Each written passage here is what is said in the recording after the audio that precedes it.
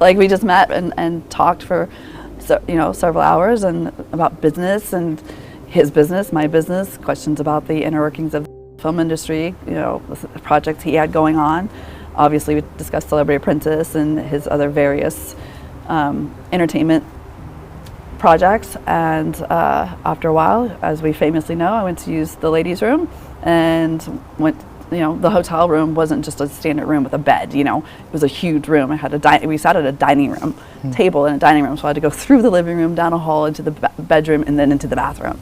So I was, I just went to use the restroom and came out, and he had come into the bedroom and taken off most of his clothes, and that's when it kind of took a hard left. It was truly shocking, you know what I mean? Because it wasn't discussed or hinted at or flirted about, or it's just like, oh my God, where are your clothes? And then I just felt really ashamed and felt really stupid, you know what I mean? Because I didn't think that's what it was about, and I'd spent so much time getting comfortable and chatting, and I was just caught off guard, and I wasn't expecting that. A lot of people make have the wrong idea that I went there for that reason. And if I had, to be quite frank, I wouldn't be talking right now, but that wasn't it. I wasn't even paid for over a decade later. Why the you lying? Why you always lying? Oh my God, stop lying. Do you hear that? Actually, you probably don't. The libnut media has gone eerily quiet. Stormy Daniels didn't give them the happy ending they were hoping for. Stormy was expected to come across as a Cat 5 storm, and she ended up being downgraded to nothing more than a tropical depression for the media. Her testimony, while absolutely titillating for some, did nothing for their efforts to get Trump. Well, her testimony was important because it starts to connect some of the dots, and that is, can you actually put a pen in Donald Trump's hand? Can you put a check in his hand under his signature? But that really is not the crux of the government's case. The case deals with, have you falsified records as it relates to the federal election law? And so that has not been accomplished yet. I have some clips to show you from CNN and MSNBC where you can clearly see their disappointment. They really thought this was it. This was their chance to get Trump, and it may be their only chance to get Trump. The Jack Smith case down here in Miami is about to crash into the ocean. Judge Cannon, she put that trial on ice indefinitely. And down in Georgia, Fani Willis is going to have to fight for her proverbial life. The appellate court has granted Trump's appeal, which means she's going to have to fight to stay on this case. She faces immediate disqualification. So this New York trial, as weak as it is, may be their only chance to get Trump. Or should I say, slow Trump down. Let's take a look at some of these delicious clips. Really heated because Nicholas confirms you call him names all the time. And Daniel starts to sort of yell, saying yes, because he made fun of me first. I mean, this is devolving pretty quickly, right? This is pretty toddler-esque conduct. Yes, it was very toddler-esque conduct. Well, he called me a name first, so I had to call him a name back. This is your star witness. And lack of accountability, but what the defense is very effectively getting at is Daniel's disdain for the defendant. So this so far has been a very effective and dramatic cross, and appears to continuing to become even more dramatic. What do you Look at their faces. They just look so downtrodden. We weren't sold this bill of goods. This was supposed to be the take down Trump moment, and it's not. I think what's fascinating is the inversion of how two specific people here are reacting to everything, right? Our team in the room making very clear that Donald Trump has kind of leaned back a little bit. He was very engaged, very animated, very agitated over the course of the morning. Not so much anymore. Stormy Daniels, on the other hand, arms crossed. Things are very tense, starting to get very frustrated. And at one point, it seems raising her voice as well. As Paula was reading through, it underscores there has been a very clear shift. A very clear shift indeed. It's easy to be a witness when you're getting softball questions and it's a very non-adversarial person asking you those questions. It's a lot different when someone's coming at you with bows and arrows and saying, I'm going to start putting them in you. And now you get really defensive and you have to worry about what you said. And that's what ended up happening to Stormy Daniels at the end of the day.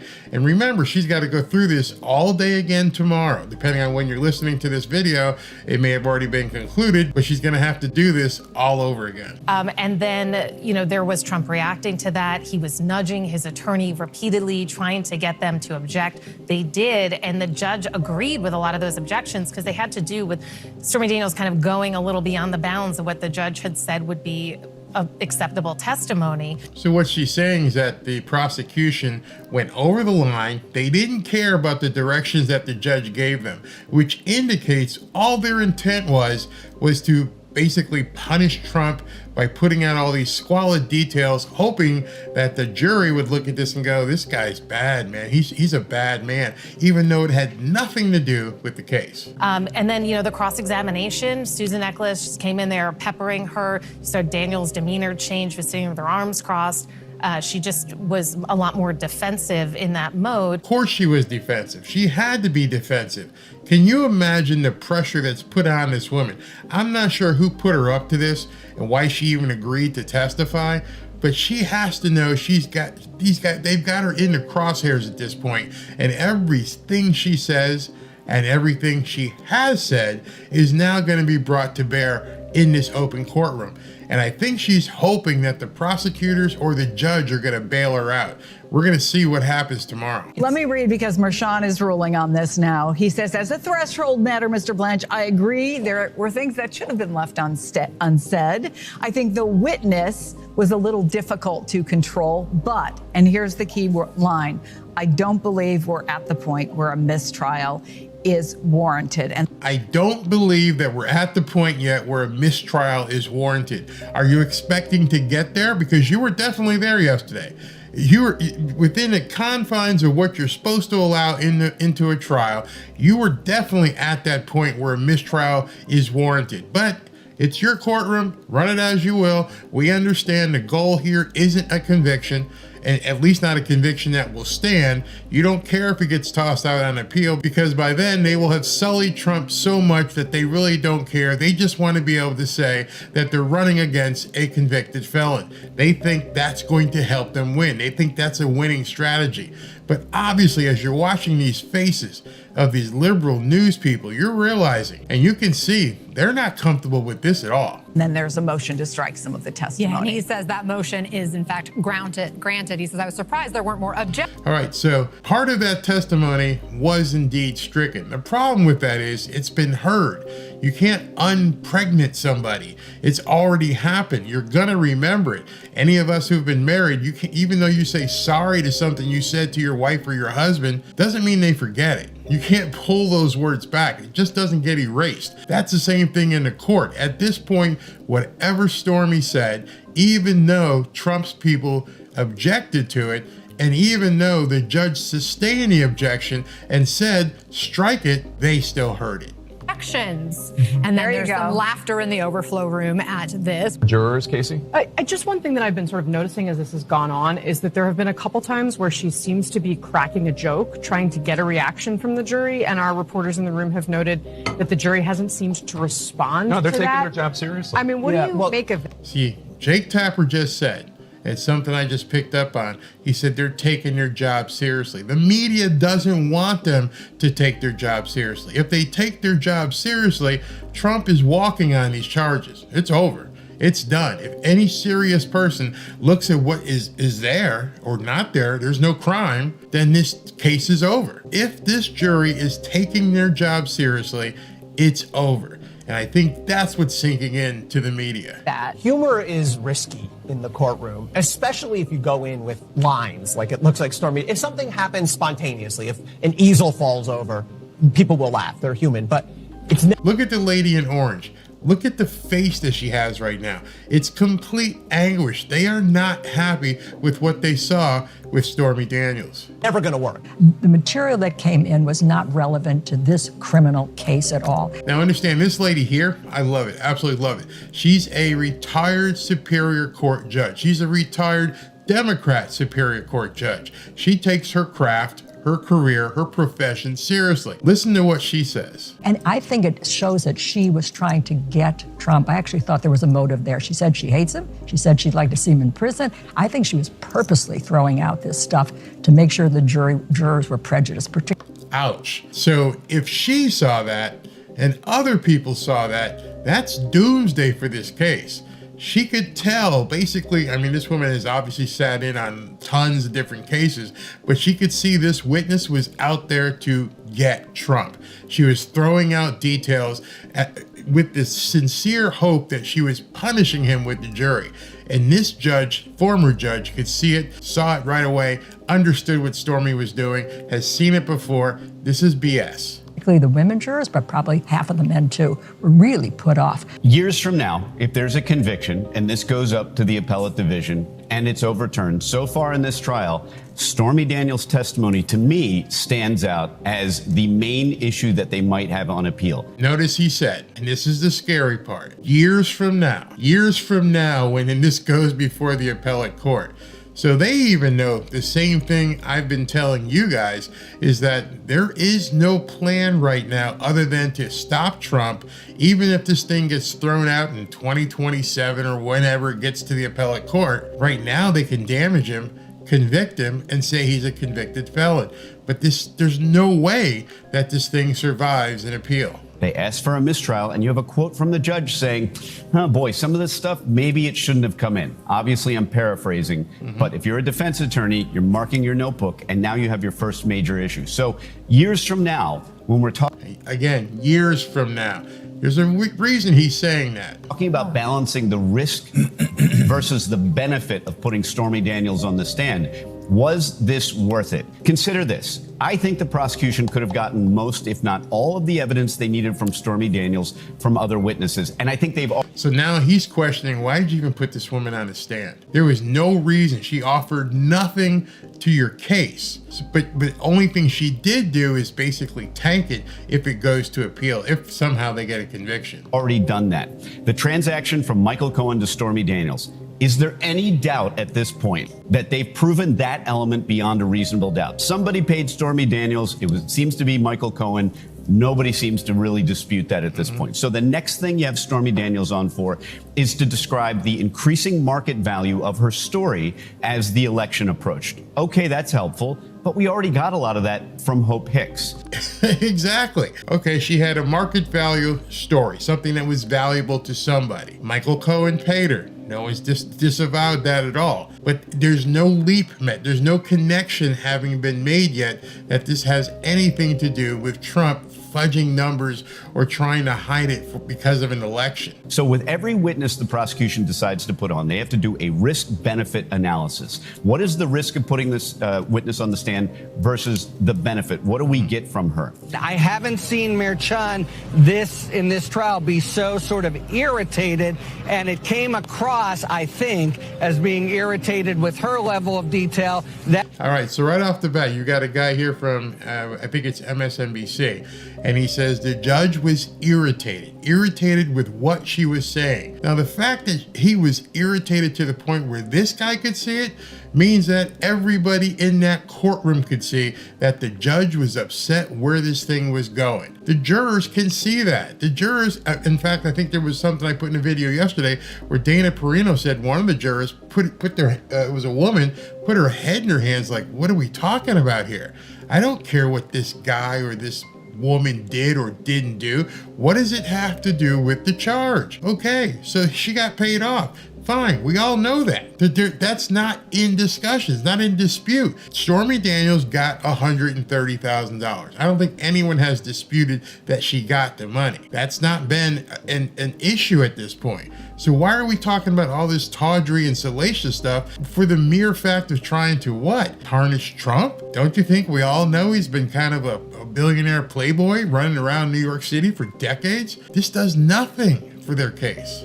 That's something, if you're the DA, you're worried about, because you don't want them to think that he, the judge, is actually displeased in any way with. But he was. He showed it too late. Just like the other thing where he can't basically let the jurors unhear something. They can't unsee something as well. They see the judge displeased, disappointed, upset, concerned.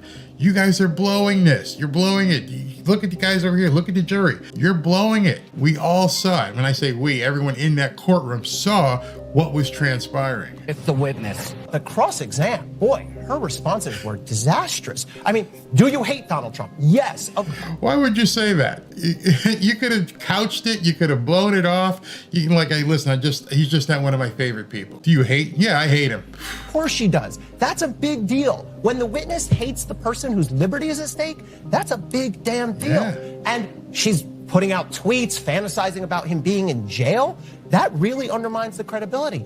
The fact that she owes him $500,000, she by order. Now, I'm glad he said that. There's been a number bandied about that she owes him 120, 130, 150. No, she owes Trump maybe close to $600,000. So you hate Trump, you wish he was in jail, you owe him $600,000, you insult him and his wife, and you're supposed to be telling us a story that we're supposed to be thinking you're credible with, even though you've got two signed documents, not one, but two signed documents that say nothing ever happened, but now you're telling us the truth? Got it. Of a court owes Donald Trump $500,000 and said, I will never pay him. I will defy a court order. The defense is going to say she's willing to defy a court order. Why? She's not willing to respect an order of a judge. Why is she going to respect this oath she took? So I thought it went. I think that's the biggest thing that came out.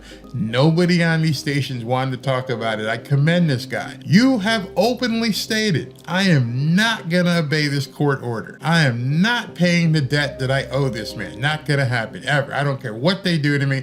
I'm not going to do it. So if you're not going to obey a court order, a court has decided you owe this man $500,000, and you're telling us in open court, I ain't doing it. I hate his guts. I ain't paying him. Why in the hell would anybody believe this woman? Answer that question. Why would anybody believe a person, man or woman, who would get up in an open court after swearing to tell the truth and say, I don't care about a court order, doesn't matter to me, I ain't paying it, but believe that I'm telling the truth? Now you understand why the faces of these people in the media begin to show a little bit of anguish. They realize, oh my God, this thing has imploded. Quite poorly on cross-exam. At the end of direct, I thought, okay, they got what they needed, but I think the cross is making real inroads. Well, Stormy Daniels was called to the witness stand for only one purpose, Sean, to slime Trump. That's it. Greg Jarrett, obviously from Fox, calls it as we all saw it. I personally think it was to drive a stake in their marriage again, to basically make Melania have to relive this stuff. Hopefully she's not watching TV. But oh my God, this is just beyond the pale why you would do this to somebody at this point. But she's peddled so many conflicting stories. You know, you get whiplash on cross-examination, though. She withered. She was confronted with hard evidence that her motive was greed, hatred of Trump. So, you know, hopefully jurors saw her for what she is, a shakedown artist. It's her livelihood. And at one point, she unbelievably claimed, oh, I don't care about the money, only making my story public. Well, if that's true, why did you agree to remain silent in exchange for big bags of money? There's no way they can explain that away. I didn't need the money. Well, then why did you agree to get paid? Why was anybody paying you if you didn't want the money? You know, you could have just refused the check, but you took the check. You took an inflated check. I guess the first offer from some other magazine was like 15 or 20 grand. But once it got into six figures, yeah, I can be bought for that. Is so clueless she walked right into it today, and as witnesses go, I'd say she's self-destructive. But the professor is right. None of what she had to say today was remotely relevant to any of the charges. That's what I've been saying. That's what so many people have been saying, is why did you put Stormy Daniels on the stand? There's nothing that is going to help you connect the dots here. The dots are that Trump somehow hid the hush money in order to save himself in the election. Doesn't make any sense. None whatsoever. She doesn't help that cause. Against Donald Trump. She had no knowledge.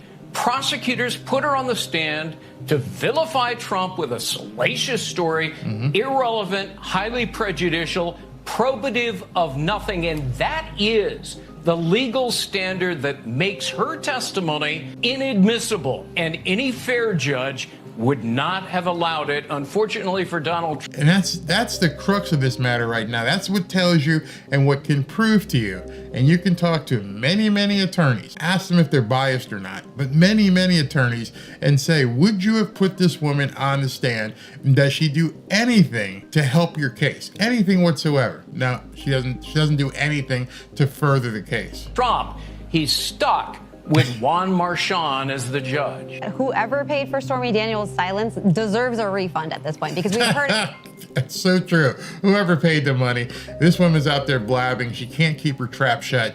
And now at this point, someone has paid her. Many people have paid her, possibly even the government, for her to go through all this stuff. And shit, you definitely need a refund. every dirty detail, and all of it's completely irrelevant. And in fact, it should never have come in. I know there's been a lot of legal pundits saying that, but under the rules of evidence, this is inadmissible evidence. It has nothing to do with the charges. It should not have come in. It does probably constitute what would be considered reversible error, but likely the prosecution does not care because... Bingo. And that's what I keep saying, and a lot of people keep saying, is that they aren't looking to keep a conviction stuck on Donald Trump. They're looking to convict him with this jury. They don't care if it gets taken off of appeal or gets reversed in 2 or 3 years. Right now, they just need Dementia Joe to be able to go out there and say, I'm running against a convicted felon.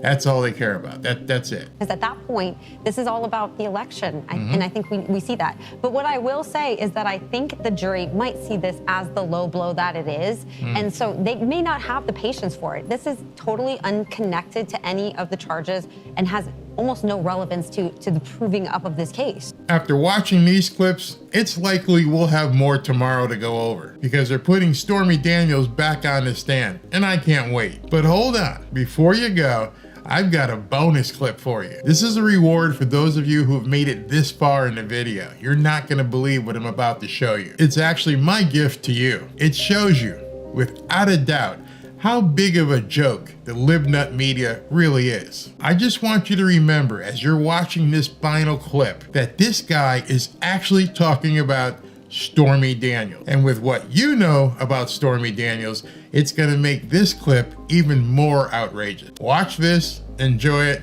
you won't believe it. Well, the excitement and anticipation in the room hit a new high at 10:32 a.m. She entered wearing all black, as if on her way to a funeral. The loose-fitting, plain black clothing draping from her shoulders to her toes suggested the modesty of a nun. The makeup was minimal, the way she and the other moms in her neighborhood might look when shopping at the local grocery store.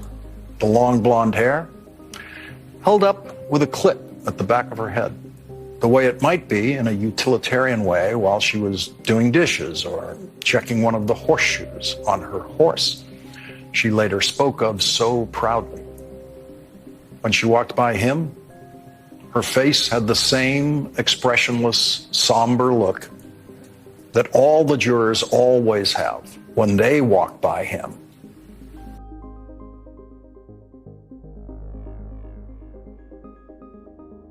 Hey everybody, Barry here. I just wanted to invite you to my live broadcast this Saturday night, May 11th, 4:30, as we do a watch party with the Donald Trump rally that's taking place in Wildwood, New Jersey. Donald Trump is heading to the Jersey Shore. I expect that's 40,000, 50,000 people may attend. I'm not really sure how many people will get online. Last week we had 60,000 plus. The rally before in Wilmington, North Carolina, we had nearly 75,000 people watching. I invite you to join me. We have some good fun. I'm going to give out some prizes. Last week I gave out a free hoodie and also like 4 or 5 different gift certificates for restaurants. I'd love for you to join me. Just go ahead and click the button right here to be notified when I go live. See you Saturday at 4:30 for the Wildwood Rally with Donald Trump. Talk to you soon.